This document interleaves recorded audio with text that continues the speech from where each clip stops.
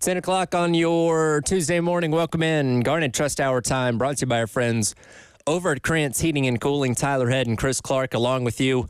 Hopefully you've stayed dry so far this morning, Chris. I have not. You have not. It looks like it started to pick up out there. The small tree that is in front of our studio is being whipped around quite violently in the wind, and the rain, I don't think it's going to be stopping for the next 4 or 5 days, it doesn't seem like.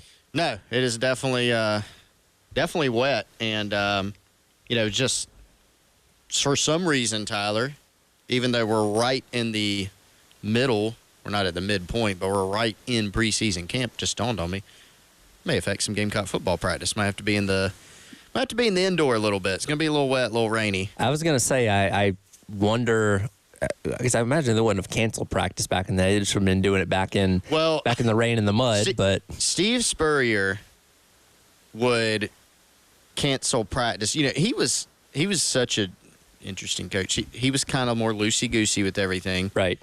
And he would just, it looks like it might rain. No practice today. You know? I mean, just stuff like that. That's Masters. Cancel practice. Okay. Yeah, I mean, he just a little more loosey-goosey, so yeah. When you're a Hall of Fame level coach, I guess you can That's how he did get away with those kind of things. Like, all right, he knows better than us. We'll let him get away with it. I don't know if Beamer has the same rapport to be able to pull that off. No, a little bit more.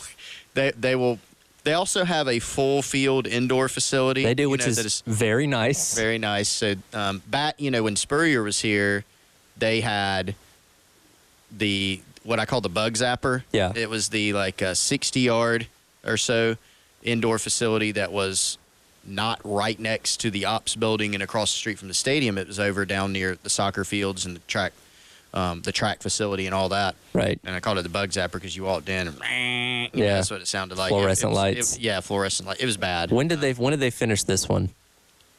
I mean, it was during the Muschamp era, so I want to say it was that's pretty late in the going to have a full-fledged indoor compared to what some of the other teams around the league have had. What year that was? 2015. That's 2015? what I was saying. Yeah, okay. So it was it right before Spurrier left? Because he left South Carolina in October of that year. So I'm not sure if it was right before or right after, but it was around that time. And then they named, they named the facility after Jerry and Steve Spurrier in December of that year. So it was right around the time, he was leaving. So they didn't really get to enjoy that. But, it's definitely been a good thing. And I'll tell you what, when Wes and I and the Gamecock Central crew were out there at summer camp, it's definitely nice to have the indoor facility. Oh, yeah. Get a little or it's not from the 1,000 degrees. Yeah. Fortunately, exactly. you can't play those August and September games inside the facility because I'm looking at Old Dominion week number 1, LSU week number 3. Like those games are screaming like high 90s and insane humidity to me because look, you're not going to get the reprieve of the sun going down in either one of those games. No, you're not. So we'll see as we get closer and closer to start of football season. 25 days away from kickoff between Carolina and Old Dominion in week number 1. Yesterday, we got the release of the coaches poll ahead of the season starting. How much? Okay, maybe you have more insight on this. Do you know if Shane Beamer actually votes in the coaches poll, or if that is passed off to a staffer and he just signs off on it? We need to ask him because I don't know, and I wonder if he would plead the fifth on that one. I guess a lot of coaches would because you want to keep the integrity of it. I guess. Well, but there's a lot of SIDs. Sure. Sports information directors that just go ahead and vote. And I don't know if they say, hey, they walk in the office and say, hey, coach, what do you think? Just make sure you put, Tennessee number 17 or whatever. Yeah. I don't know. Well, and, before the season's one thing. Well, yes, they are busy with fall camp and stuff like that. But I have a really hard time believing in the midst of the season that while they're worried about practice and watching film and all that kind of stuff, they're going to take the time out of their day, whatever day that is. And you guys know this better than anybody, how busy a guy like Beamer is on a day-in, day-out basis, especially when the season kicks into gear, to really thoroughly sit down and craft a top 25 in college football. Like, I just don't think that's feasible.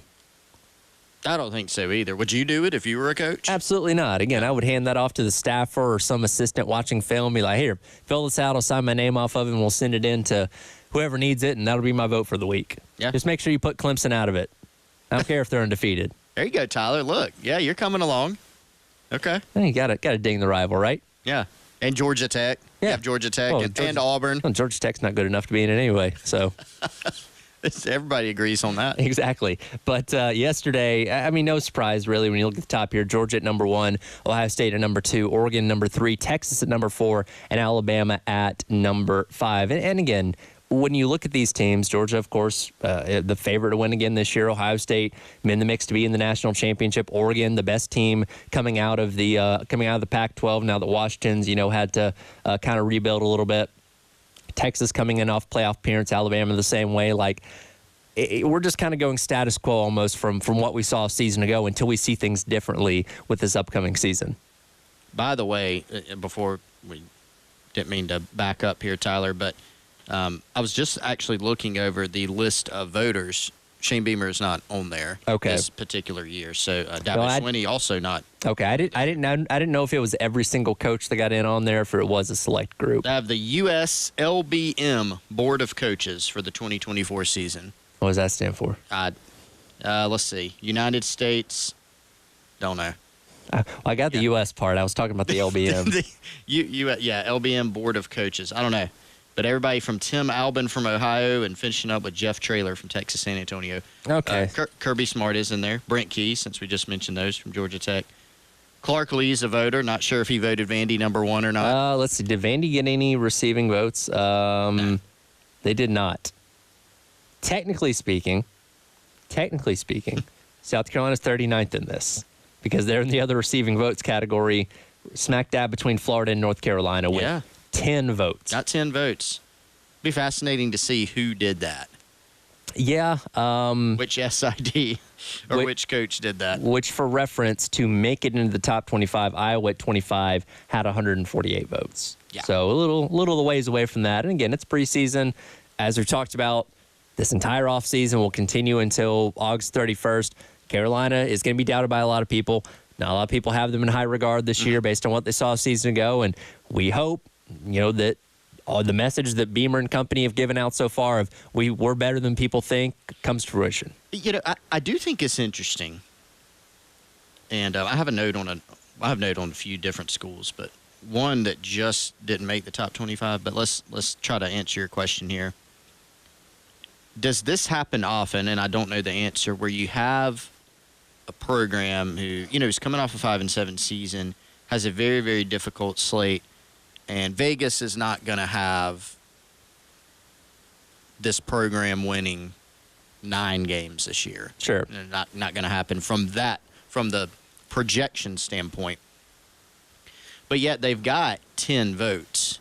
So if you show up in the others receiving votes with more than 1 vote, you're going to have an outlier. But if you have, I would say 10 to 100 something votes, generally that means you've got a chance to, be in that top 25. Obviously, there's some schools that are going to fall way short of expectations. Some will do better. Some will fall about right where you think.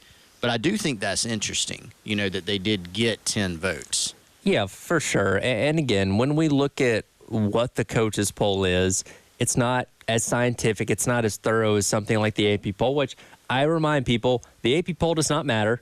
The AP poll is merely a guideline to get us through to the college football playoff rankings in October, November, whenever the first ones come out, because that is what determines who plays for the national championship. And the coaches poll is kind of similar. I'd say even a little less so because, again, you have coaches that are probably busy doing other things to invest into detailing every single team and who should be ahead of who. I will look at this and say brand name matters a lot here because there are names in this top 25 that probably shouldn't be in the top 25, like Southern Cal at 23.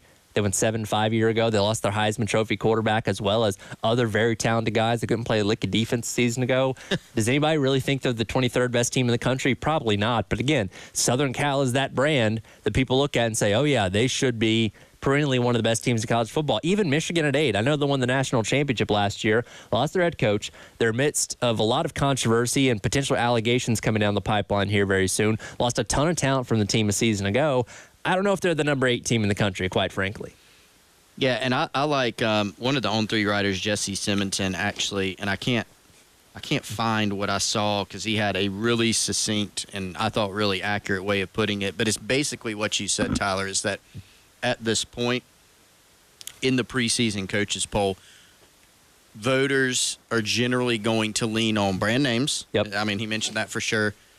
Returning quarterbacks, right? Like, that's what you see a lot of. Maybe a couple of other, criteria in there. But a lot of it is going to be what did you do last year and brand names. Now, that's kind of where that's where kind of the mob mentality part of it comes in. South Carolina did get 10 votes, right? So obviously those people that didn't go, it's South Carolina and they won 5 games last year and they have a hard schedule. They obviously think more of the program. Here's another interesting one, Tyler. Washington just played for a national title. Yes. And they are not in the top 25. Because that roster is gutted. They lost their head coach. And again, going back to what I said about a team like Michigan, they lost a lot from that national championship team a season ago where, I mean, yeah, if you want to rank them, that's fine. But I think top 8 is pretty, a little too high for me. And again, Washington, we'll see how good they are. Jed Fish, very good coach. Did a lot with Arizona this past year. But yeah, not even in the top 25. Well, and the other thing that stands out here is you look at the number of schools that South Carolina has to play, on this list that they do. I don't even know if I want to say avoid Georgia because everybody, I think, is sad about that game going away. Sure. South Carolina fans aren't looking there going, this was our year to get them or anything, but like you like to play Georgia. You always do it. It's a tradition. Closest thing within the conference to a rivalry, proximity, obviously the closest school to you that at earliest you're not playing them again until 2026. Yeah. Texas coming into the league this year, you'll play them here in the next few years, obviously, but you don't play them this year. They're number 4, but then you got Bama, you got Ole Miss at 5 and 6. You got to play Missouri and LSU, 11 and 12 respectively. Right. You got Clemson at 14. You don't have to play Tennessee, but you do have to go on the road to Oklahoma at number 16. You got, one of your like toss-up games, quote unquote, at A&M or A&M here in Columbia, number 20. No biggie that. That's one of your that's almost getting into the maybe need to win category. Sure. And they're number 20 and are probably going to be a lot better. Looking at the way this is detailed, I'm looking at the one on ESPN, which also shows who their upcoming opponent is. I think it highlights how many not great Week 1 matchups we have with some of the best teams in college football. Yeah, you have Georgia and Clemson playing in Week number 1, Notre Dame and Texas A&M, but I mean, outside of that, there's not a whole lot here. LSU, Southern Cal, they're playing on that Sunday, but I mean, Ohio State's playing Akron, Oregon's playing Idaho, Utah's playing Southern Utah. Missouri playing Murray State, Michigan playing Fresno State. I mean, there's not as deep of a amount of captivating games in Week number 1 as there's been in years past. I feel like I will be tuned in to the Missouri and Murray State game. Fighting Jody Wright. Look, it's on Thursday night too. So I mean, you have a few, and I think that's the same night as Colorado and North Dakota State, which I'm also very interested in, by the way. So Thursday night's a little bit different because it's just one of the few games on, but you get that Saturday, it's a little fewer and farther between as it's been in years past because I feel like Week 1, and I'm very much against neutral site like Week 1 games or early season games because I feel like home and homes are a whole lot better. Like, I want to see these high-level matchups of great teams playing great teams early on in the season before everybody jumps into conference play. Yeah, for sure. And, it's a mixed bag, early in the season, but good news, there's some huge games throughout the course of the season. So excited to see all those, whether they're, locally here South Carolina with the schedule that they play or just some other marquee games. Absolutely. We are learning more and more about NIL, and we may have just learned more than ever this past weekend with a new thing called the NCAA Data Dashboard. We'll dive into that coming up next. It is the Garnet Trust Hour, brought to you by our friends at Krantz Heating and Cooling. Tyler Head, Chris Clark on your Tuesday here on The Game.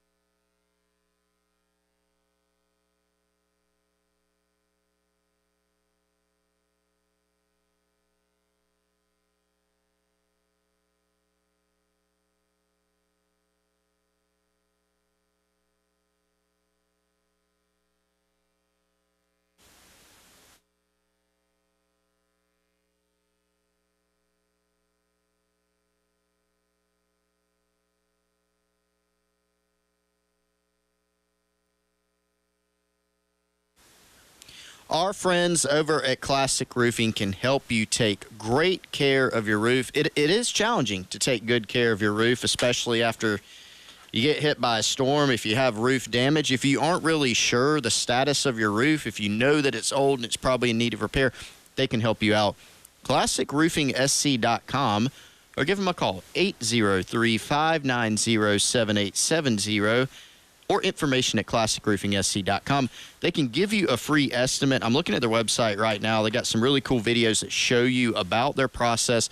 They can fly a drone over your roof so they can check it out, show you what the problems may be or some problems that you may have coming up soon. Whether you have a residential or a commercial roofing project, they can help you out with it. They're a reliable GAF certified roofer, so they can guarantee your customer satisfaction. Again, that's ClassicRoofingSC.com or 803-590-7870.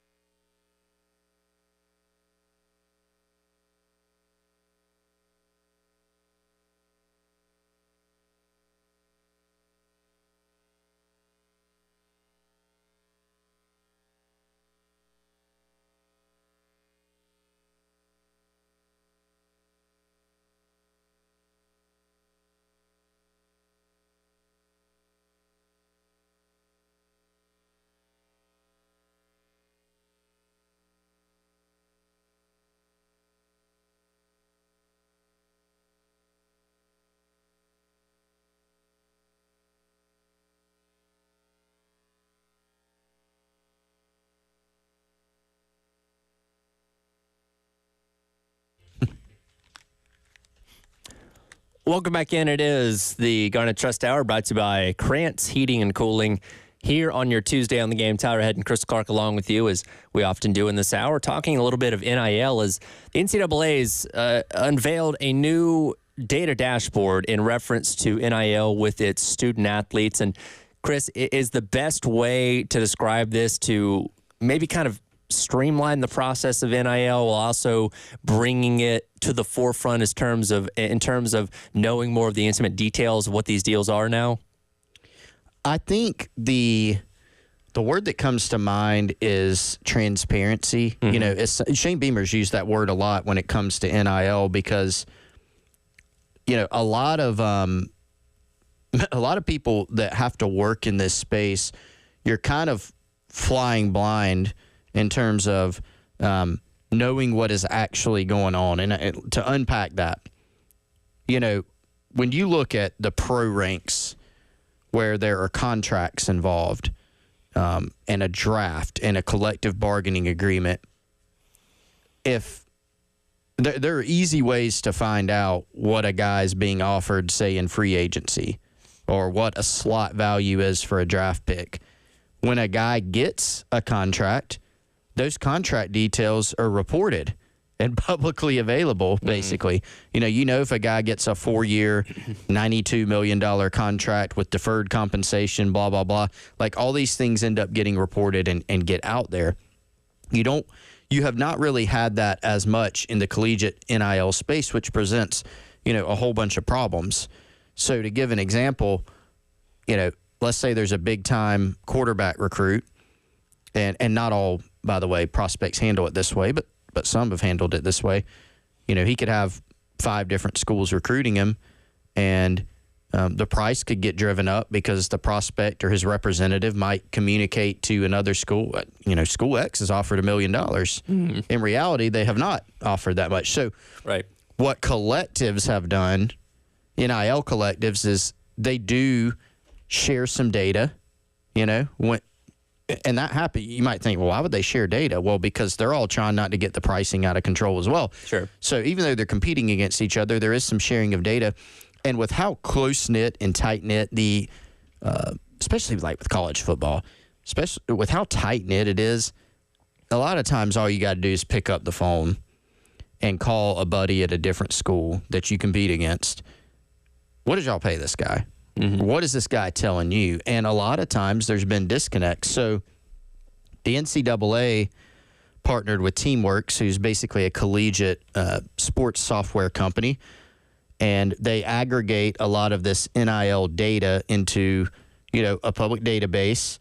It does not list the names of the college athletes. Yeah, it's everything's still kept anonymous. It's anonymous. It's a way to get all the data of these deals, which is if the deal is over $600, you do have to report it to this thing to again kind of set the market more than anything else, because again, what's the old saying, the market sets the price on things, which is why in the NFL every new quarterback deal is bigger than the one before, because whatever the last deal was sets the market and then they continue to go above that. Mm-hmm. So instead of saying, okay, well, we think this quarterback's worth $10 million, but there's no other quarterback getting paid more than $4 million or whatever it may be. This kind of, again, kind of helps curtail those kind of things a little bit by putting that data out there and allowing everybody to see what those prices are across the board. Now, up to this point, and again, this only dropped the other day, only 37% of the disclosures have been from football, 15.4 from men's basketball, and 8.2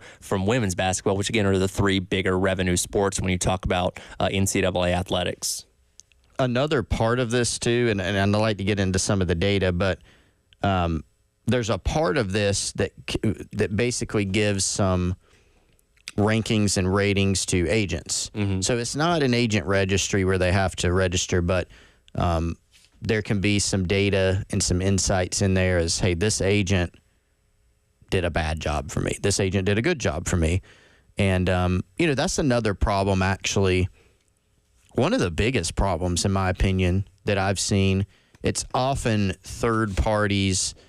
It's not necessarily just the kids or the coaches. A lot of people blame both those parties. A lot of times it's another third party, whether it's a family member of a prospect, a representative of a prospect, that starts seeing dollar signs. Mm-hmm. And there are a lot of amazing agents, by the way, like Spencer Rattler's team, Chris Cabot, Equity Sports. Like I've seen and heard great things about them.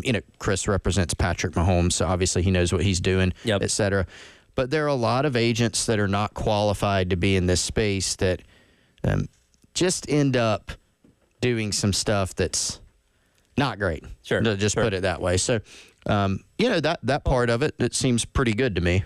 when NIL came into effect now just over 3 years ago, and even through in these past couple of years, you look at the Rashada situation and stuff like that, there are so many bad actors out there. Yeah. So many false promises made, so many people that misrepresent what they're trying to do, what they're trying to give the athlete, or what they're trying to help the athlete with, that have led to so many messy situations that, again, the NCAA is trying to, in the best way possible, and this all stems from the House settlement case going on against the NCAA, trying to make this as, I don't know, controlled as possible without controlling it, if that makes sense, because there's no way to rein this all in. But again, at least if you can put the numbers out there, that can, again, I don't know, maybe settle things down to a degree going forward.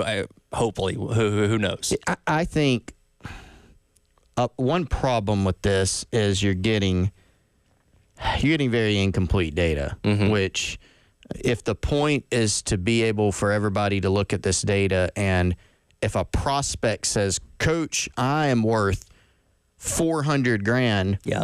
The point is for whoever's involved, coaches, a collective, agents, to be able to look at it and say, well, dude, actually no, like look at this database, Sure. everything that points exactly to your type of situation is $200,000 or whatever, or vice versa, where, hey, you're offering me $200,000.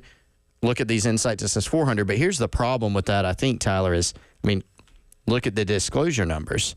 Oh, yeah. 37% in football, already not great. 15% from men's basketball, 8% from women's basketball, which is, by the way, had some really big NIL deals associated from women's basketball with brand deals, collectives.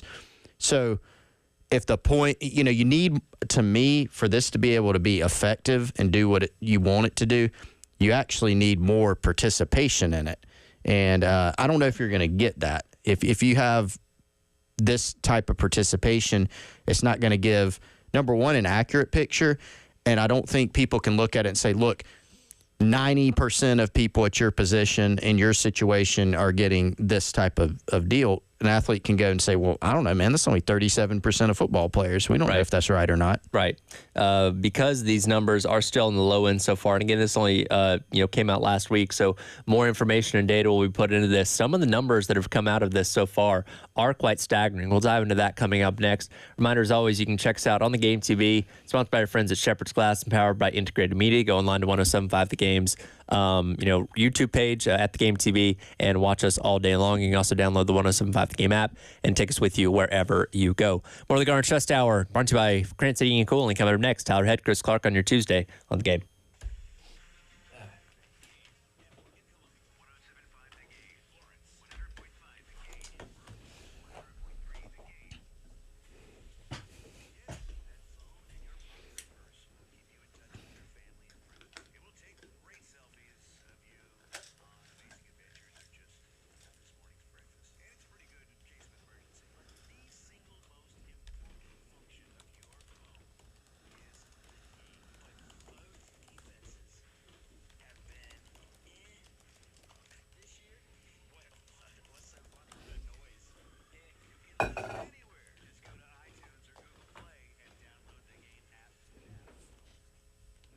As Tyler said, our friends over at Integrated Media have helped outfit us with the Game TV. So if you're enjoying that stream, our friends Michael and Nathan over at Integrated Media took care of that for us. They've done an amazing job here in the studio, and they can do an amazing job at your home or your business with anything audio visual. Integrated Media specializes in smart home installation services right here in the Midlands, where you can control your lights, your devices, your thermostat, your security and cameras, all from the touch of a button on your smartphone. If you need a big project like that done, they can help you out with it. But if you need something a little bit smaller, if you're just saying, hey, I need to get a new TV for my living room, for my man cave, for my outdoor patio area, what should I get? And I need a little bit of help mounting it and setting it up. They can do that for you too. You don't have to use the big box stores.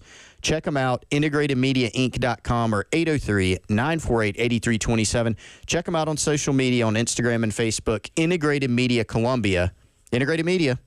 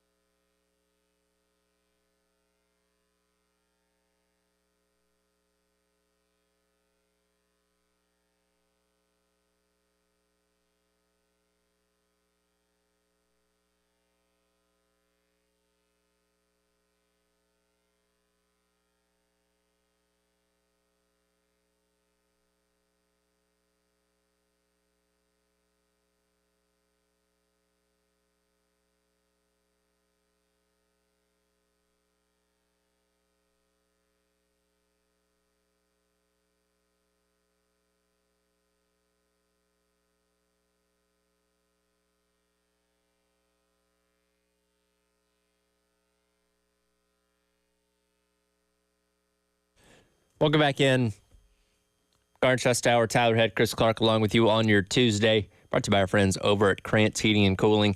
Looking at the new data dashboard for NIL deals across the landscape of college sports. This in being introduced by the NCAA the other day in the wake of the House versus NCAA settlement, where athletes are supposed to report their NIL deals of over $600 to, again, kind of set a market for what these deals are going to be going forward. But as we mentioned a moment ago, only 37.3% of disclosures from football had been reported, 15.4% from men's basketball, and 8.2% from women's basketball. So the numbers a little bit all over the place because we don't have the full scope of what the entire landscape of deals across college sports are just yet.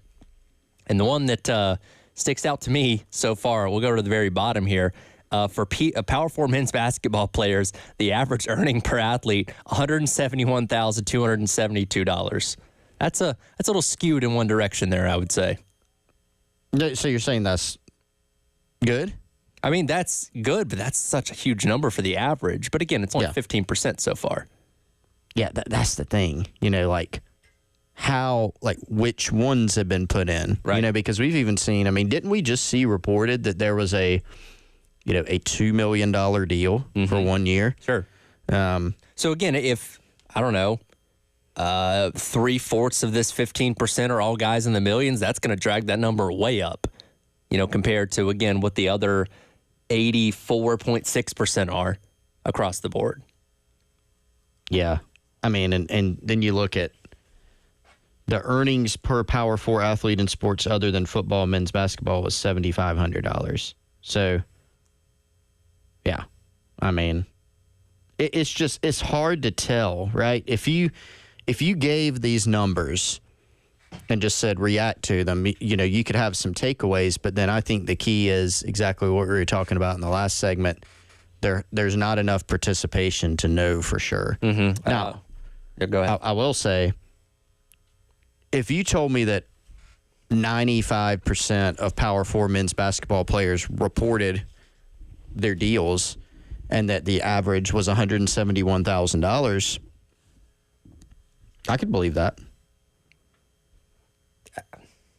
It would on be, average. It would be a lot of high-end deals doing the heavy lifting there for sure. But if you think about the SEC, right? And this is Power 4. Mm-hmm. So this is, big time college basketball. Think about who we have in the SEC right now. Right. In college basketball, you've got Auburn, you've got Tennessee. You've got some name brand programs, and you've got programs. John Calipari now as at Arkansas. You've got Kentucky. These are schools and brands and programs that are well positioned to be able to pay out these types of figures. And it's not a roster of 85 guys or coming soon, maybe as high as 105 scholarship players in football. You got a limited roster size in college basketball. And so, look, some of the figures that have been reported, we know plenty of guys, and not necessarily stars in college basketball, are getting six figures in NIL deals. There have been some deals reported $1 million, $2 million, and some of the reactions have been like, wow, that's a pretty high number for that guy, you know? Sure. But this is just the nature of the beast. This is the competition. It's just like in the pros you mentioned earlier, Tyler, there is, every year there's a new highest paid quarterback. And because the numbers have kept going up, the highest paid quarterback is always the highest paid quarterback in NFL history nowadays. So, who's it? Jordan Love now is the highest paid quarterback in NFL history. Who would guess that in trivia? Nope. But that's where we're at. So the market has been inflated. So actually, even though there's been, to date, a lower participation in this, the fact, I could buy that on average across Power 4 men's basketball. If you said the average is $171,000 earnings per athlete, I think that's believable, honestly. Yeah, I don't know. Just, I guess, seeing the numbers on display for the first time with college athletics on an average, again, which isn't everybody's deal, but what they have so far is just kind of, I guess, surprising. Jarring. Yeah, well, because a few years ago, that number was 0. Yeah, I know. in terms of above board, Sure. on the table earnings, I mean, it was zero. So, yeah, I mean, pretty nuts. Now here's one that's interesting to me, Tyler. Uh-huh. For Power 4 quarterbacks, the average earnings per athlete for autograph deals was $201,000. Mm-hmm. I didn't know the autograph market was like that still, but apparently it is. I guess so. I'm not a big autograph guy, but yeah, it's still, it's funny because so many players that got in trouble before NIL became a thing was often autograph related. Johnny Manziel, Todd Gurley, guys like that, because they'd sign a bunch of stuff in a hotel room and get $30,000 and be done with it until they came cracking down on them. But yeah, I guess there's still a pretty big market for that. It's interesting.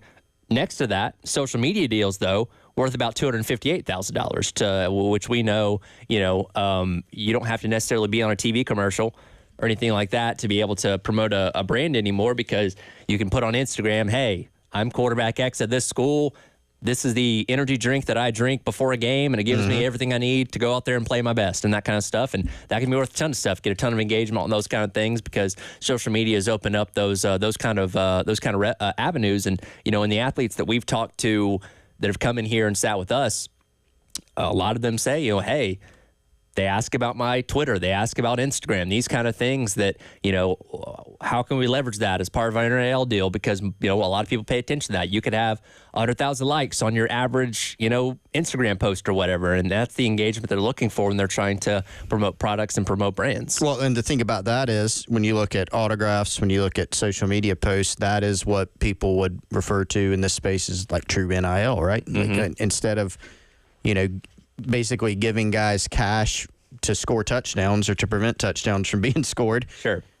They're able to leverage their actual name, image, and likeness. So, this is the part that if you're one of those people that's like, I'm fine with true NIL, then you should actually be, I suppose, happy with these type of numbers. Yeah, absolutely. And again, just kind of looking at these numbers being laid out for the first time, with a significant amount of data behind them it's surprising in a lot of ways. And again, the more of these things will be reported, the more these numbers will kind of shift and move around. At what point in time we get a full scope of things, I don't really know. But as you brought up a little bit earlier, the intended purpose of this is to set the market. And you got to have the majority of the numbers the majority of these deals on the table to be able to circumvent those numbers, to be able to say, okay, I'm a quarterback, I want this, here's the data to back that up. Because if you're just going with incomplete data, it's not going to be worth anything. Yeah, it's not. And that's the thing. Like, will there be more participation in this in the future? I really don't know. I don't think you can force participation in it. The NCAA is probably retired from the game of trying to force athletes to do things, as we've seen. They've had a little bit of forced retirement themselves from doing that. It's funny because NIL was brought about to where under-the-table deals weren't going to happen anymore. Bagmen, all those kind of things that, was running rampant through college sports forever.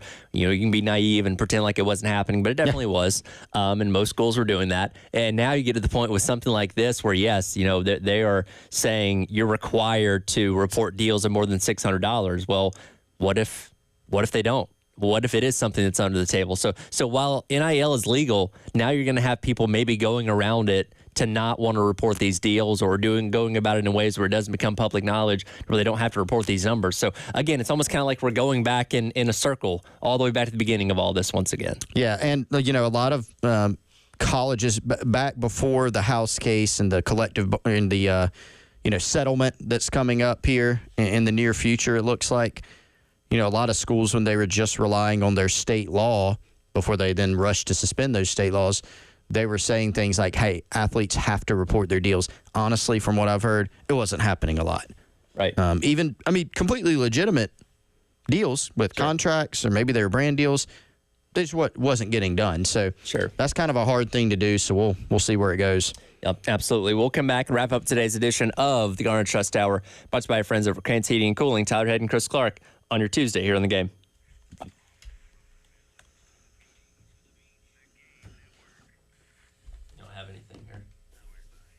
Oh, yeah.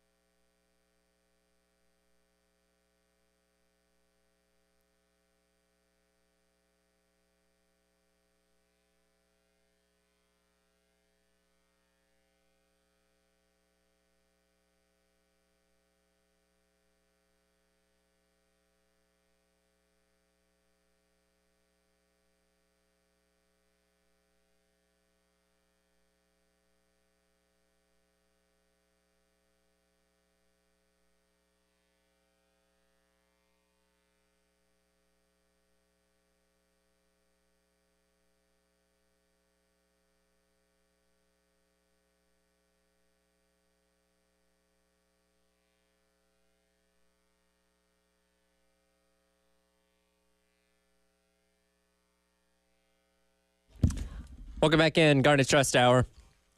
Tyler Head, Chris Clark along with you here on your Tuesday, brought to you as always by Krantz Heating and Cooling. We didn't get a chance to get into this yesterday, but have you been paying attention to the potential notice of allegations heading Michigan's way here very, very soon? Oh, I have paid attention, yes. I feel like the NCAA is trying to get ahead of this documentary that's set to come out at the end of the month about Connor Stallions and everything going on with the Michigan sign stealing thing. So it seems like they're going to be laying down the hammer in the days before that, which, I mean, that drops on August 27th, so it'll have to be before the season. And I don't know. I don't know which way this one's going to go. You know, do you suspend Sharon Moore like you did Jim Harbaugh a couple years or last year? You know, do you strip a national championship, a Big Ten championship? Like, how deep are they going to cut into this thing is my question. I just want to hear it. There's only a written version of Jim Harbaugh's statement about this, right? He didn't speak that. I saw the clip of him talking at the presser yesterday for the Chargers. Okay. It was a good acting job. I'll say that much. I would like that. Okay, so you're fully team. He's extremely guilty. Oh, 1,000%. Okay. That you're telling me the head coach did not know about this multi-person spying operation going on within the walls of his facility? That's what he says, Tyler. He's ready to attack this season with an enthusiasm here's the unknown thing. to mankind. What does he care? This can't hurt him. Yeah, they can slap a show cause on him if they want. So where if he comes back to college football, then he can't coach for a year or two after he gets hired. But like, who says he's coming back to college football? He accomplished what he was wanting to accomplish. Won the national championship. Now he's going to pursue winning a Super Bowl. And whenever he does that or gets close to that, he'll probably retire altogether. Like, he has no reason to come back to college football. The draft of I agree with you. Yes. And he said he didn't know. Yeah, I forgot that. I didn't know if he issued that statement or said it, but yes, there is audio and video of him saying that I do not apologize. Right. So, but the draft, I guess we should provide that caveat. There's a draft notice of allegations. Mm-hmm. It has not been finalized or formally provided, but the draft says Harbaugh could face that show cause penalty, but no evidence of Harbaugh's knowledge or participation of Connor Stalions' activities is provided in the document, which is also interesting. Because you know why? He probably laid this out like, all right, guys, make sure this can't come back to me. I'm aware of what's happening. Be a good soldier. Dot your T's, cross your eyes, dot your T's, whatever. And, make sure you don't tie me into this thing. But to say that he had no clue this was going on, I think is ridiculous. Yeah, I mean, and this happens a good amount, right? And, sure. And the NCAA actually tried to combat that in the past by basically holding coaches accountable almost no matter what for what's happening in their program. In other words, if you claim that you didn't know about it, you should have. Yeah. Get a better handle on your program, type of thing. But in reality, a lot of times if something's going on in a program, the coach knows about it. They have some type of general knowledge. Yeah. Sometimes they are able to successfully insulate themselves from the specifics of it, but a lot of times they have at least a general idea. Think back to the Northwestern hazing thing from last summer. Now, again, that's a completely different deal than what's going on here with Michigan, but to say Pat Fitzgerald had no idea those things were happening in his locker room, you can't make me believe that. Because you're the CEO of that organization. You are supposed to have your ear to the ground on literally everything. So here's the thing. On something like that, if you don't know what's going on, and same thing with Harbaugh here, that's more of an indictment on you because you should be aware of those kind of things that are happening within the walls of your organization. As yes. Our guy, Dreamy Josh, has dropped us off some delicious food from whatever's going on upstairs. Appreciate that, Josh. That was nice. Josh has never served me before. Sometimes coffee. But I see even some grapes there, yeah, Tyler. Got a couple of things going on there. That's not too bad. Yeah, it looks pretty good. But yeah, it will be. Look, this is fascinating timing because, first of all, somebody pointed out on social media the other day that when this quote unquote allegedly started happening, which it obviously did happen, all of it. Michigan all of a sudden turned really, really good. Mm-hmm. And that culminated, obviously, in them winning a national title last year. So that part of the timing is interesting. But then you also have a person that may or may not have been complicit in this, or at least should have known or did know, in Jim Harbaugh exiting stage left after that season to go to the NFL. And then you have a new head coach taking over who has also been implicated in this as an assistant. 52 deleted text messages. There you go. Deleted texts. Normally, if you have to delete a text in the midst of an investigation, you're at least trying to deter suspicion of some sort. The funniest part of all this was it was confirmed Connor Stallions was on the sidelines at the Central Michigan State game wearing the, Bobby Valentine-esque disguise with the hat and sunglasses. Yeah, that was hilarious. Like how that, great is college football? Like that to me, like it's one thing to buy tickets to another team's games and scout from the stands, but to go full CIA and wear a disguise on another team's sidelines. Now, how he got the media or the coach pass to be on that sideline, we still don't know yet. And I think somebody could get in a lot of trouble at Central Michigan down the line because of that. But like, that's where this thing took a different level to me. Yeah. Like now we've gotten into the era of really ridiculous. It is ridiculous, and it's honestly fantastic to me. Oh, it's great. Because God, when this dropped late October last year, we had a field day with it because it's just an insane, absurd story across the board.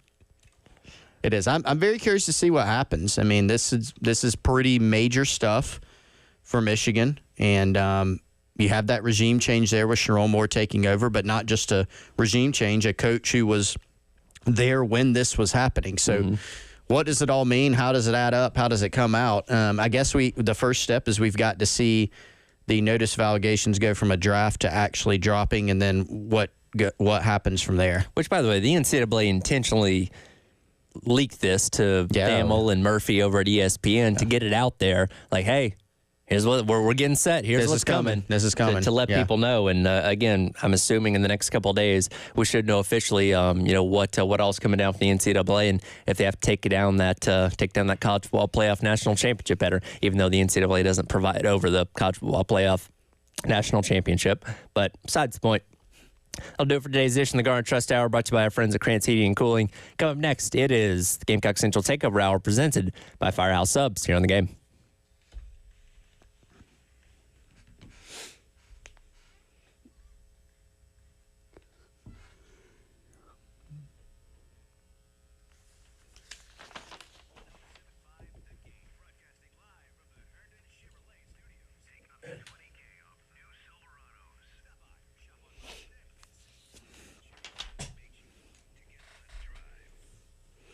Our friends over at Krantz Cooling and Heating have been servicing residential and commercial HVAC here in the Midlands since 1983. They can give you a free second opinion on coil leaks and compressors.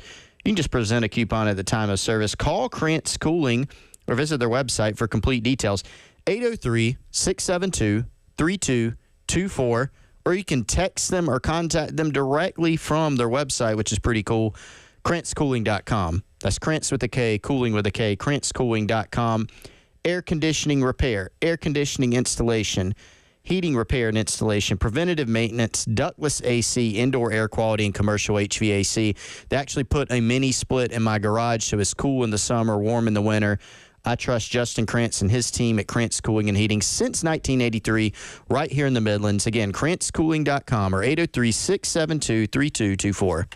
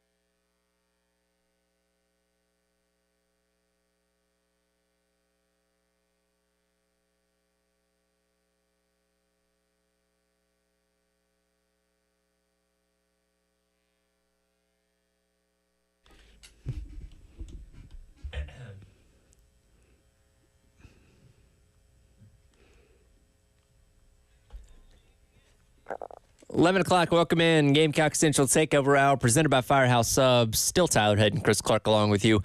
Was feeling a little under the weather today, so we'll let him take today off, and hopefully, assuming y'all don't have to take boats in here tomorrow, he'll be back coming up tomorrow as we navigate through this week. As you guys, you're not going to get your next media availability till the 17th. You guys got a few days. No, then. we get Get another one. Yeah, I think we get one on Friday. Okay, so Jack told me wrong then. Unless the schedule has changed, unbeknownst to me. But it's still, we still got a couple days until you guys get to see the next round of whatever they're going to show you in the 15 minutes of practice you guys get to watch. If we can see through the rain, yes, we get periods 1 through 4 on Friday morning. I will say this, I get it. Watching special team stuff isn't the most insightful to what the entire team is going to be, but, credit to Beamer for not just making you guys watch them stretch or take a water break or something like that. Like, at least he's giving you something. He is. I mean, the thing that I would love, honestly, I'll make my public plea for this. I would love to just see a scrimmage.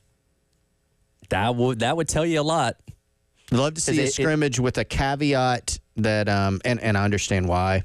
Is Saturday the first scrimmage, by the way? Saturday is the first scrimmage. 11:34, Williams-Brice Stadium. Everything's on the minute. And that'll be an important scrimmage, but I understand why, especially in 2024. The odds that you'd be able to invite the media to a scrimmage and not have something reported on, recorded, et cetera, if that's your prerogative for not doing it, it's very low. So I get it, which is unfortunate, but I'd love to be able to see one day, because we do, if you're covering the team and trying to do it effectively and accurately, it's good that we do get to see some. I mean, if we got totally shut out of practice, it's like, what are we, Sure. I see nothing. Sure. You're just going off of basically what you hear. So we do get to observe some things, which is good. You do. And again, I think we're all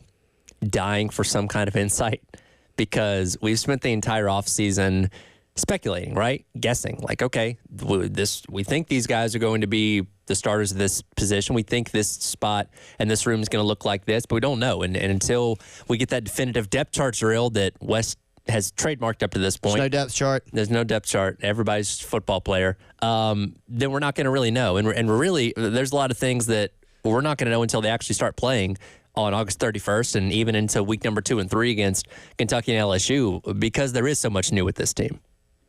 There's so much new. I mean, again, no shortage of storylines with this team. There are more this season than there have been, I think, in many past seasons. When you look at the amount of position battles, the who's going to start at certain spots. You're breaking in a new quarterback, which is always interesting. Anytime there's either a quarterback battle or you kind of know who the guy is going to be behind the scenes, but he's a first-year player. You're curious how that's going to go.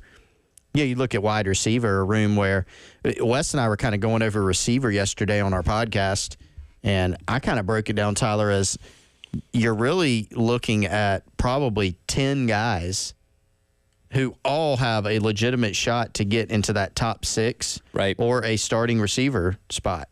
You've got who's going to start and how will the rotation play out in the front 6, front 7, who are the backups. You've got, for the first time in a while, you have multiple special teams battles, in terms of who's your place kicker, who's your kickoff guy, who are both of your returners. Oh, by the way, you also have a brand new, to South Carolina, special teams coach. So what are those changes? So just so many different things that are fascinating, and you're right. We are going to have to get to a certain point in the season, which I think it will be that week 2 game against Kentucky. We might get some things answered against Old Dominion. I think we've said this before in openers like Eastern Illinois and Georgia State, really. And we'll say it again, I'm sure, before week 1 this year, if you struggle in that game, that tells you something that's not good. Sure. If you don't struggle in it and you win handily, that doesn't necessarily that means you're off to a good start, but that doesn't necessarily, the question then becomes, can that translate to Kentucky and LSU and Ole Miss and Bama and all those schools? Yeah, absolutely. And we'll certainly see what happens. A little bit later on in the show, we'll kind of go position group by position group and see what our confidence level of them is as we navigate our way through fall camp, getting closer and closer to the start of the season. I want to start off with this, though. This is Greg McElroy on his Always College Football podcast for ESPN. Cut number 12 here, Dave. He has confidence that he believes that South Carolina is indeed going to be bowl bound this upcoming season, which, again, is at minimum what I feel like most fans are hoping and expecting out of this team. I think South Carolina is en route to the postseason. Look, they landed a top-tier running back transfer in Rocket Sanders. I think Lenora Sellers, they kind of know who he is. I think he's capable enough through the year, but he's going to be a great and dynamic athlete with how they're going to adjust when the run game.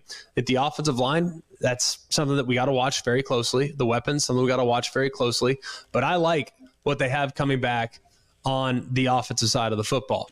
Defensively, this is where I really feel good about them. All right. A lot of momentum that was started in 2024, and a lot of that momentum is now moving in to, their second year, and in some cases their third year in the system. They got 8 starters back.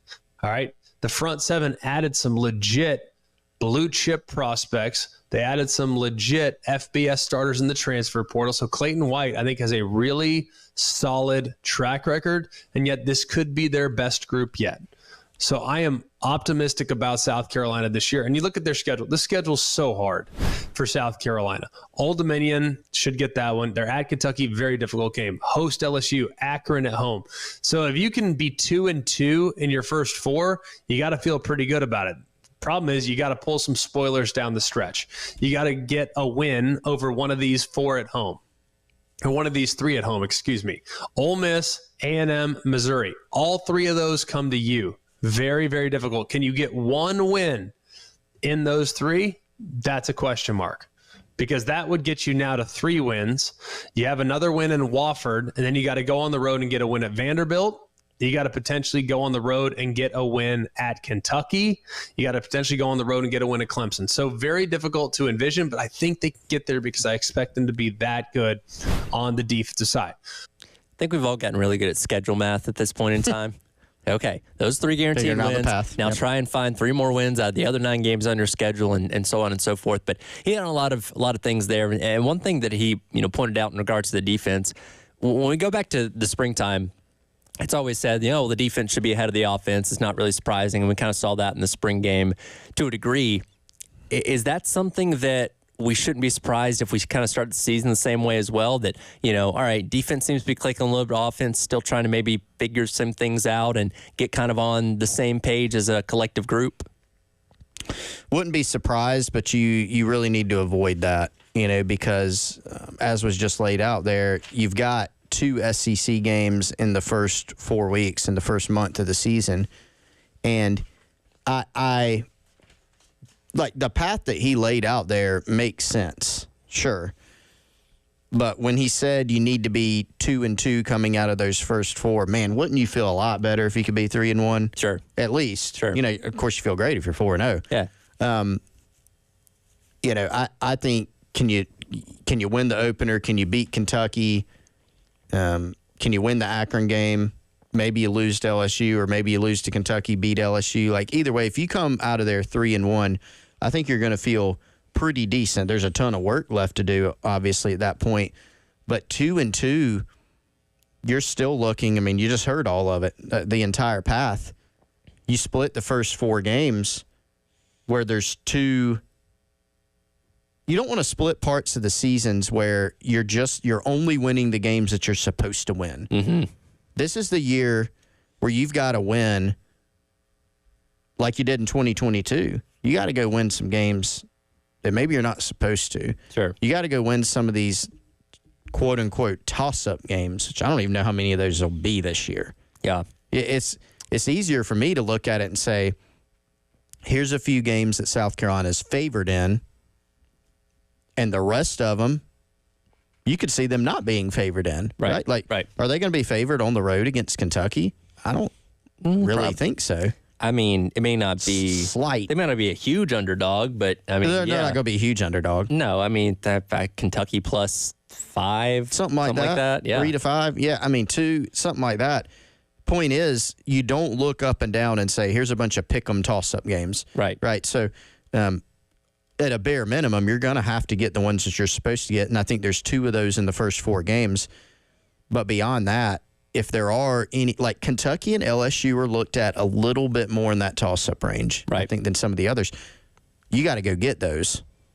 Yeah, no, absolutely. You got to go get one of them, I think, to feel better. Absolutely, and we'll certainly see what happens there. As again, it is nice to hear somebody like Greg McElroy, who does have a national voice around college football, have that confidence that he thinks South Carolina is going to, at bare minimum, make it to a bowl game. Which, again, I think a lot of people want to see that more than anything else, and whatever happens past that, is gravy this upcoming season. But there are a lot of people around college football that either just don't believe South Carolina is going to be that good, or just don't care to pay that much attention to them, which goes back to, the message of media days that, Beamer and his, players were putting out there that, yeah, we get it. You don't think we're very good, and we're going to go out there and prove you wrong on the field. And, again, we got to wait at least 25 days to start seeing that come to fruition. Yeah, I think the whole perception thing right now as to where South, that's a big who cares, I mean, you look at it and say, is anybody really sitting around mad saying, "Oh my gosh, they just went 5-7," and even if you're a person that says, "Hey, we're going to have a huge turnaround this year," can you really be furious about South Carolina? We only got 10 votes in the coaches poll for the top 25. It's a big who cares at this point. You just got to, and Shane Beamer did talk about this at the Birdies with Beamer event, and then at Media Day, whether it's perception, whether it's recruiting, right? Or just, look, the most important thing is just to get this thing back in the right direction and back on the track that you were on in 2021 and 2022, where you're outperforming expectations and you appear to be building the program. Make last year, make it just a bump in the road, a blip on the radar, and drive it forward. If you go and take care of business this year on the field and have another really good year, you're going to see an uptick in all those things. Right. You'll be back in the right direction. Your perception will improve. And frankly, I think the recruiting picture will get better as well. We'll go position group by position group coming up next, starting with the offense, and assess our confidence levels as we make our way through fall camp and get closer to the start of the season. It is still the greatest Gamecock moment since the year 2000 ongoing on our Twitter page at 1075 The Game. Where you can vote on your winner overall, which we'll talk about, and crown overall coming up next Monday, August 12th. All sponsored by our friends at Columbia Craft at 520 Green Street down in the Vista. It is the Gamecock Central Takeover Hour presented by Firehouse Subs. Tyler Head and Chris Clark on your Tuesday on The Game.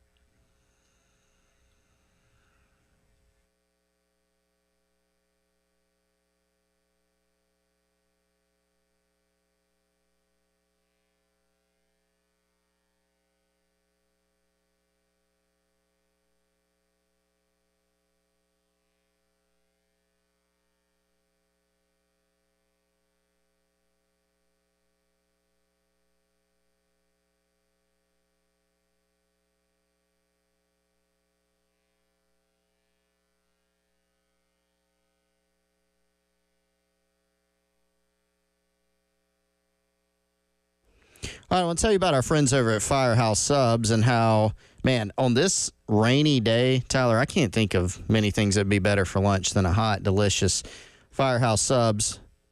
Right, it would hit the spot today, to be honest with you. Use the Rapid Rescue to go. Avoid the wait and order online. Get any of your Firehouse Subs favorites, or check out the menu if you get a wild hair. See if there's something new that you might want to try off of their menu. Lunch, dinner, or catering. There's 14 convenient locations all around the Midlands, all owned and operated by our guy, Larry Chandler, great friend and supporter of the show and of South Carolina athletics. That's firehousesubs.com, or use our favorite method. Download yourself the Firehouse Subs app. You can register for a free account there and earn yourself some rewards toward all your future purchases. That's firehousesubs.com or the Firehouse Subs app. Use the Rapid Rescue to go to avoid the wait. Order online. It'll be waiting on you when you get in the store. That's firehousesubs.com.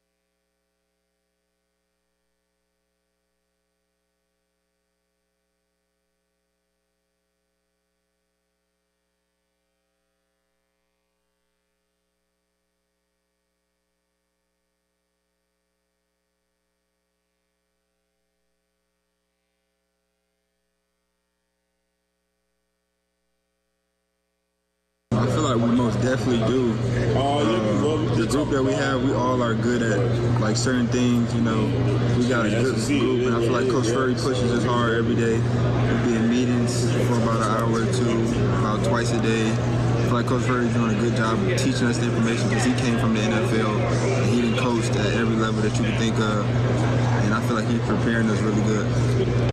Welcome back in. Gamecock Central Takeover Hour presented by Firehouse Subs. Tyler and Chris Clark along with you. That was the voice of true freshman DeBron Gatling talking the other day at the open media availability about people that might be doubting the wide receiver room a little bit as we roll into the 2024 season. And out of every room in South Carolina's, football facility, this one is more revamped than all of them. As of course, you lose two swells, lose Xavier Legette. You have a ton of guys coming in from the portal. You have Nick Harbor and Tyshawn Russell coming back for your number 2. Luke Doty's a full-time wide receiver right now. You have guys like Gatling as well as Mazio Bennett coming in as true freshmen. So it's very much wide open on how this room is going to end up shaking out. And what I wanted to do, and we'll do defense coming up here in a little bit as well, kind of go position group by position group and assess what our confidence level is with the respective ones on a scale of 1 to 3. So 3 being the most confident, 1 being the least confident, 2 being kind of somewhere in the middle as far as each of these groups go. So since we played that sound, since it is kind of the most diverse of them, we'll start off with wide receivers. We'll group tight ends in there as well because they are, pass catchers too. On a scale of 1 to 3, what's your confidence level with the wide receiver / tight end room as we are at this point in the summer? I like this game, Tyler. Is there a name for it? Assess your confidence level. It's too not as catchy. Assess is a big word. You can. We'll workshop that. We'll work on that. If you have any ideas, let us know. Firehouse Subs text line. I'm gonna go 2. Okay. And I assume I get an opportunity to explain my rating. Let's take it bit by bit. Looking at receiver first.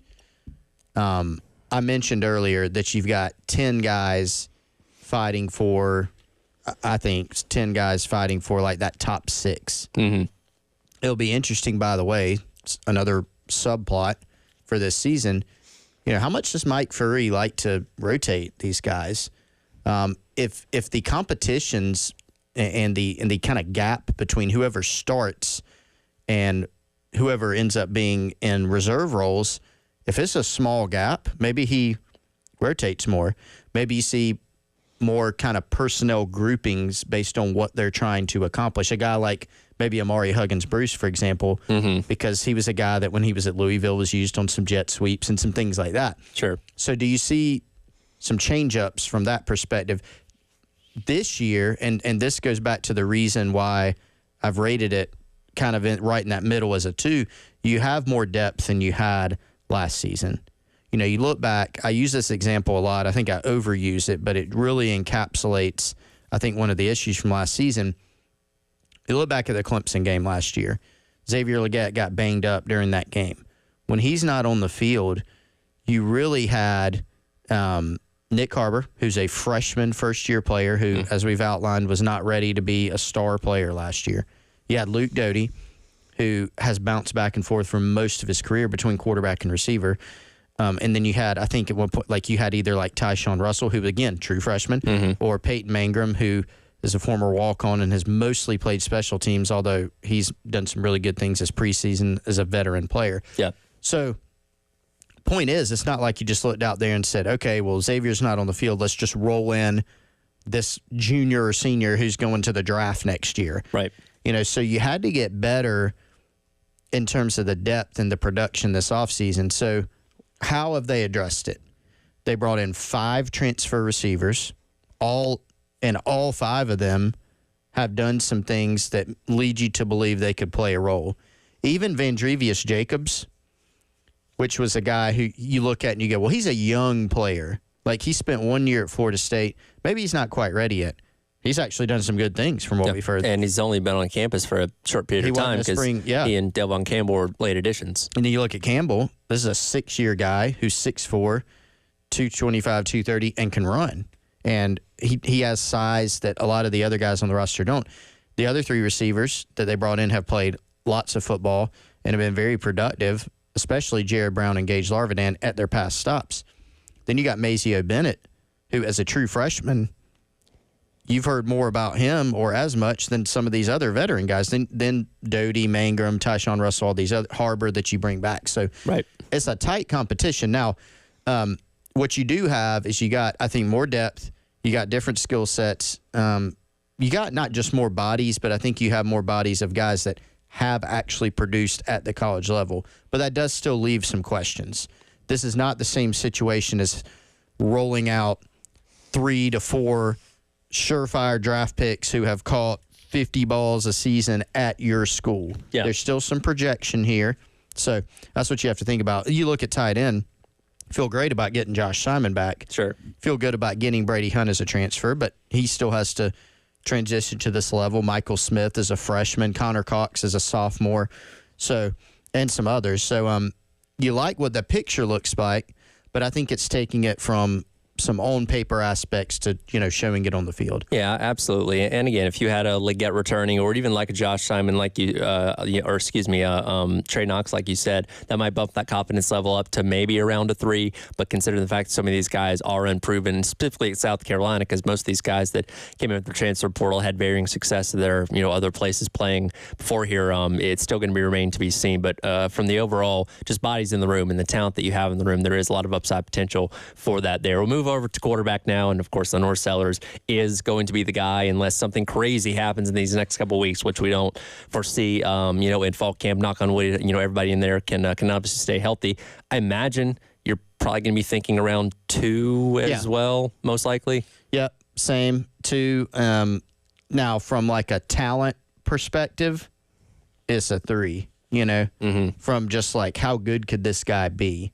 Sometimes you look at the roster at a position and you say, do they have a guy for now or the future? Or do they have the guys that they need? I don't worry about that at all with Lenoris, because I just think the talent's so immense. But he hasn't done it yet. He hasn't been the starting quarterback in a game. He hasn't even gone through, a competitive long stretch in a game where he's the quarterback. Mm-hmm. And so you have to do that. To be fair, couldn't sit here and say, I don't think it's fair for him or for anybody else to say, what's a 3? He's got to come in and immediately be outstanding. From a talent perspective, it's a 3 potential, but I'd say 2 just because there's some work to do in order to just prove it, that he can do it. But feel great about him as a player. Yeah, and I feel like having the extra year of already having been here, learned under Spencer Rattler and stuff like that, puts him at a solid 2. Now, again, if he was coming as a true freshman, where, again, all we're going off of is what we saw in high school and everything like that, you might kind of want to straddle closer to a 1 because he's not proven yet, which he's still unproven in a lot of ways. But the glimpses that we saw of him last year were as advertised. And, again, having the ability to kind of get up to speed with everything under a guy like Spencer Rattler should instill even more confidence in what Lenore Sellers is going to be able to do this season. Yeah, having that year to just sit and learn. And I actually even talked to Lenoris a little bit at Media Day last week, and then heard him, was standing there observing as he spoke to some others. And he actually pointed back to the recruiting process. And he was one of those guys where, sure, if he did get to play a little bit last year and he was fine with that. It's not like he didn't want to play, but he recognized, hey, it was good for me to be able to sit behind a guy and learn and not feel that pressure of having to come in and be the guy if I wasn't ready. Mm-hmm. And so I think that year was actually good for him. You get your feet wet on the field. You get to play a little bit. You get to learn behind Rattler. He told me he feels a lot more comfortable within the system that they're trying to run.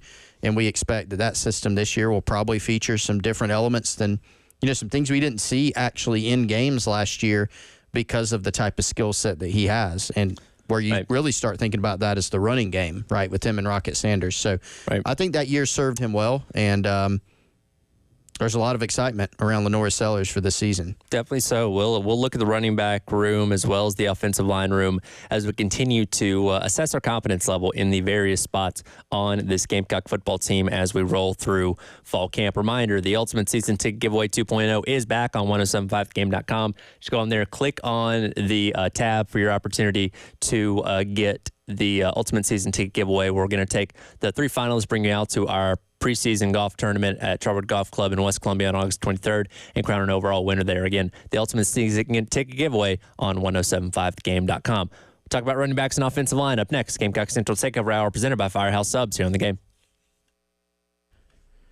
All right, let's tell you about our friends over at Midland's Home Renovations. If you're thinking about getting something done at your home, whether it's your kitchen, whether it's your bathroom, even roofing, they can help you out with that. MidlandsHomeRenovations.com is where you can go to learn more about their services. They've got a gallery. They got a blog there that's helpful, and they can tell you more about their services. They've been exceeding expectations right here in the Midlands since 2008. Offering comprehensive residential remodeling services. Their mission is to provide quality service and exceed all expectations of professionalism, integrity, and effectiveness. They've got discounts for military, first responders, healthcare workers, 10-plus years of industry experience. And another cool part about Midland's Home Renovations, they are locally owned and operated. Go check out their website, MidlandsHomeRenovations.com, or give them a call, 803-868-5651.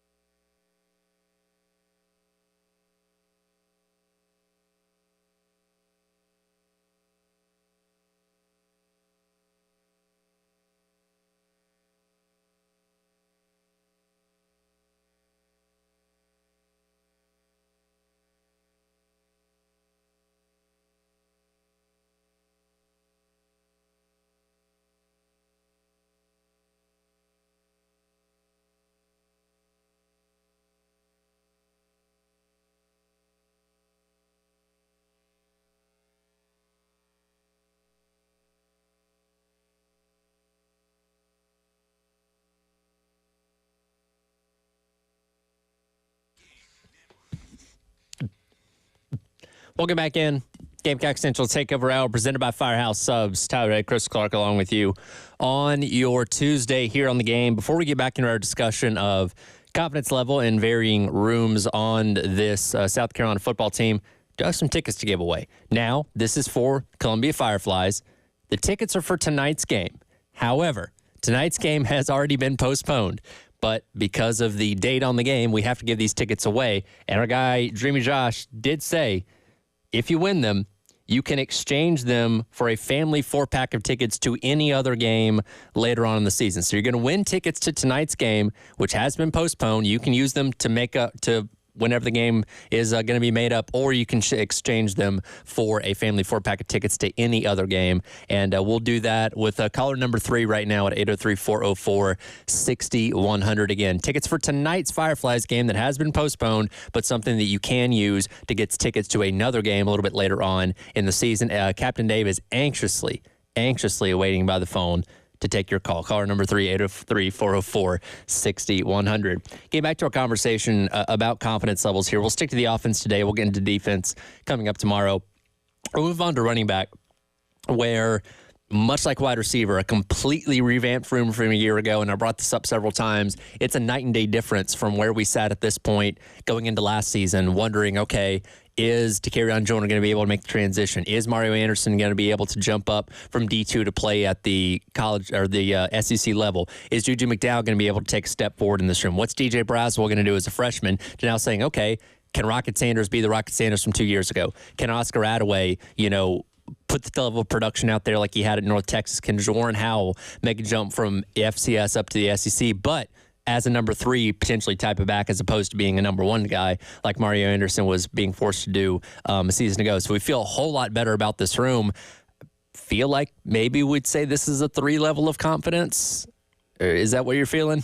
Yeah, that was the one I was like, look, there's got to be one where if we're going to sit here and talk about all the improvements at these certain spots that have been made, I mean, one of these rooms has to be a 3, right? Where you just feel so much better about it. I am going to say 3 for running back. And I'm I was a little hesitant because it's like there are still some questions, right? Of course. But if you're going to pick one where you look at it and say, this has just been completely revamped from last year, I mean, I think that's the one you pick. And you laid out, Tyler, the personnel improvements that have been made there. I mean, even if you go to a freshman like Matt Fuller, right? I mean, you feel really good about this room. And I think the thing that takes it over the top is you're adding a guy in Rocket Sanders who is a former 1,400-yard rusher in the SEC a couple years ago at Arkansas. Super talented guy. And not only – and he's been – looks – the picture has been looking good in terms of his health and his readiness for the season. And a healthy Rocket Sanders is a really good Rocket Sanders. He's not just a good running back when he's been healthy, but he's shown capability to be a great running back in the SEC. And then, you look at the other guys that they have in the mix for depth purposes, some of these guys, Oscar Attaway, Jawarn Howell, Braswell, these guys, Juju McDowell, they can have a role, they can see carries, and they have some guys that have some proven production and have talent that they've added to this roster. So remember that running back was probably the biggest. Like, would that have been a 1 probably if we played this game last year? Probably so. Yeah. Now, again, we had hope and optimism that it was going to turn out being okay, but I think we saw pretty quickly. And, blessed to carry on Joyner. He tried his best, but he was just not a running back, and not having good offensive line to block for you certainly didn't help out the matters. But it's a night and day difference from where this room was a year ago to what we have going into this season. And on Rocket Sanders, we talk about not having a lot of known guys on this roster from a national standpoint. Rocket Sanders is somebody that people know around the SEC. Rocket Sanders is a name that people know around the entire nation of college football, given what he did a couple of years ago at South Carolina, and he is potentially, I guess, the biggest name on this team this year. Yeah, certainly he's got to be classified as the biggest superstar, potential superstar guy, or at least closest on thing this to roster, the closest thing to it right now. Sure. And there are other guys that could. I think Lenore Sellers is a guy that could get there sooner than later than during his South Carolina career. Maybe some others. There's some guys on the defensive side of the ball that, I think have an opportunity to be there, whether it's this season or just one day. But yeah, I mean, the picture there is so much better, and that's great news, right? Because if you look at the one area that you could point to last season or the past few years for South Carolina as to, hey, what was something that's prevented them from taking that next step? It's really been the lack of ability to run the football. Mm-hmm. Yes, there have been other things, pressure on the quarterback, defensive lapses. There have been different things in different games each season. But if you just boiled it down to one of, hey, if you could pick one thing that you could make better and more consistent about this team, it would be being able to run the football offensively. It's been a problem at times. And so the way that you go fix that, we can talk about scheme and all these different things, but those are all very important, and even line play. But to be good in the running game, you have to have good running backs. Sure. And you need a deep, talented room. And are there still some questions? Yeah, but I think they very much have addressed those needs in the offseason. And finally, on the offense, we go to the offensive line, which I'd say the confidence level going into last season was fairly decent. I would think we would have put it around a 2, but the injuries, again, decimated the room right from the jump, where you had Case and Henry going down. Even going back to Jalen Nichols getting hurt back in the spring, it was just kind of doomed from the start there, it seems like, and continued to snowball as the season went along. Could something like that bite you again this year? Absolutely. That is just, injuries are part of the game. You hope it doesn't happen to one position group like it did that one a year ago. But from a personnel standpoint, bodies in the room, you've upgraded. You've brought in a lot of guys with varying degrees of experience, as well as highly touted true freshmen. Like, this is a room that has the lookings of somebody, or of one that should take a step forward this year. I think you probably still put it as a 2, and I'm going to sound like a coach's poll or AP poll voter. You do have that bias of what you saw last year. Mm-hmm. You do have that bias of, hey, there have to be some different things that need to take place here. Number one is staying healthy, which a lot of the time is very hard to envision. But sitting here on Tuesday, August 6th, the picture of health for the offensive line is pretty good, which is a great thing. I think you're looking at, okay, well, who wins the left tackle job? If it's Josiah Thompson, he'll have won that job because he's the best guy in practice, but he's still a freshman. Right. So there'll probably be some freshman moments built in there. Who wins? There's probably, like, I know the staff would say every single position is up for grabs, but there's really probably 3 on the offensive line. Center, I think, is locked down with Rashawn Lee. Right. I think Case and Henry is close as you can get to that at right tackle. So really, right guard, left tackle have been highly, highly contested. They do, to your point, Tyler, have some more depth there. They have more talent there than last season. When you look at who's going to win that job, it's a different vibe. It's a different conversation. It's not who's going to win that job because you just don't really see a great option. It's more of, there are some options here. Who is it going to be? So there has been, through the early part of camp, and I reported this this week on GamecockCentral.com, there's been a little bit of more confidence as to how this group has been performing thus far. Mm-hmm. A lot of folks, including ones who sounded the alarm last year to me about the state of the offensive line, feel like that picture looks a lot better. So that says something, but I don't think you could put it as a 3 right now. I can't. Yeah. So to recap, everything's a confidence level of 2 right now, with the exception of running back, which is at 3, which I think many people would probably agree is the most complete room on this team based on what we know about them right now going into the season. We'll dive into defense, coming up tomorrow. Hopefully, we'll also be back in here with us. Coming up next to wrap up today's edition of the Gamecock Central Takeover Hour, presented by Firehouse Subs. Pitbull is investing in a college football program. Which one? You'll find out coming up next here on The Game.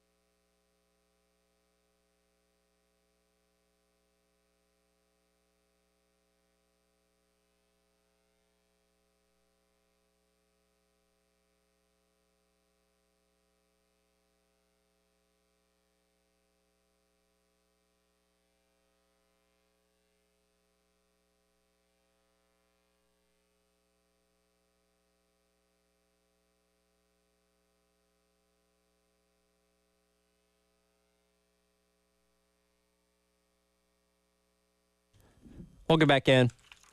Gamecock Central Takeover Hour presented by Firehouse Subs. Tyler Head and Chris Clark along with you.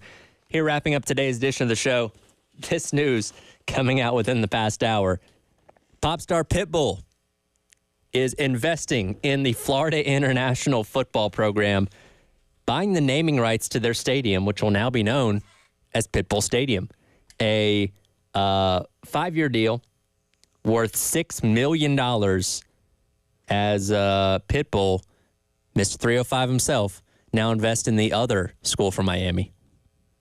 Fascinating. What does Frank Martin think of this? Frank seemed to be a big Pitbull guy. So maybe I'm imagining selling him on Amherst, Massachusetts wasn't as easy as, the school right in his Florida. backyard. Yeah. Yeah, but maybe, those markets don't compete, so maybe a little Pitbull arena or whatever up in Amherst. So Pitbull will now be referred to as the official entrepreneur of FIU athletics. He is granted to use the stadium for up to 10 days annually during the agreement, rental-free. Limited number of tickets set aside to FIU students at a discounted rate. I imagine he'll have some kind of concert or some kind of events going on there based on that. He'll be creating an FIU anthem. They'll be played at all FIU athletic events. He is contractually obligated to make 12 social media posts per year during the agreements with FIU and appearing at one athletics fundraising event per year during the agreements for a 3-hour time block. So a Pitbull concert, then. So a Pitbull concert at some kind of athletics event, I don't know, NIL booster thing or something along those lines. So I cannot recall something like this ever happening in college sports before, unless I'm omitting something from my mind. Well, we're saying a lot of that type of thing nowadays. I hadn't seen this one before. Here's something new. But I mean, like for FIU, who again is a group of 5 program, if you can, I'm not saying that you're suddenly going to get millions and millions more of NIL or you're suddenly going to get 5-star talent coming down there, but having somebody like that has crossover appeal may move the needle a little bit. And what can that do to benefit your program? Who knows? If you're trying to set yourself apart from the other teams in Conference USA, this is one way to do it. But, well, here's the biggest part of it. Not just, hey, we got this Pitbull Association, whatever. I think the biggest thing is just the money, right? Mm-hmm. When you can sell the naming rights. I mean, I remember when South Carolina sold the naming rights to the baseball stadium in Founders Park. And that was, significant from a financial standpoint. And, athletics departments nowadays, particularly at the group of 5 level, they need money. Sure. I mean, it's expensive now to run an athletics department, especially with, some of these new things, you're on the verge of revenue sharing. You need financial backing. But this is also a cool thing, it's just fine. I mean, schools, I don't think really care if it's a bank or a construction company or whatever it may be that sponsors their stadium or that buys naming rights for something at the school, but to have it be Pitbull and, that local tie-in and that guy that's really well known, I think makes it a little bit cooler for them. Do you have a favorite Pitbull song? I don't. I couldn't even I won't sing them. I can't sing them effectively. I could. I don't know what their actual names are. Do you know what Pitbull's actual name is? You want to take a guess? Just looked it up. You just looked it up. It's like Armando Perez. Christian Perez. Yeah. I didn't know until 30 seconds ago on Wikipedia. Well, if you're a Pitbull fan, you can now also be a fan of the FIU Panthers. I gave you this one earlier. What about Quavo Stadium in Athens? Quavo. I imagine the asking price for Sanford Stadium is kind of a little bit more than what Panther Stadium was down there in Miami. But, hey, if Quavo wants to pony up the dough. Kirby Smart's favorite artist, by the way. Kirby knows his way around how to appeal to recruits. So by saying Quavo's his favorite artist, or one of them along with Luke Bryan, he's making sure he's staying hip with the young crowd. That's for sure. How about Darius Rucker Stadium here at Columbia? We'll see. What would that fetch? See if he can pony that up. That'd be cool. That'll do it for today's edition of the Gamecock Central Takeover Hour presented by Firehouse Subs. Halftime show with myself and Terry Ford coming up on your Tuesday, a wet Tuesday that is, here on the game. All right, if you need any custom framing done, you need to check out our friends over at Gold Line Framing. A great place to go to check out gift ideas for that special person that you may have. Gold Line Framing, you can go check them out on Facebook. They have an art gallery, home decor, custom framing, and gifts. And it's our good friend, Kendall Walsh, and her manager, Joni James. They do an outstanding job. They're right there, 511 12th Street in West Columbia. They're open now.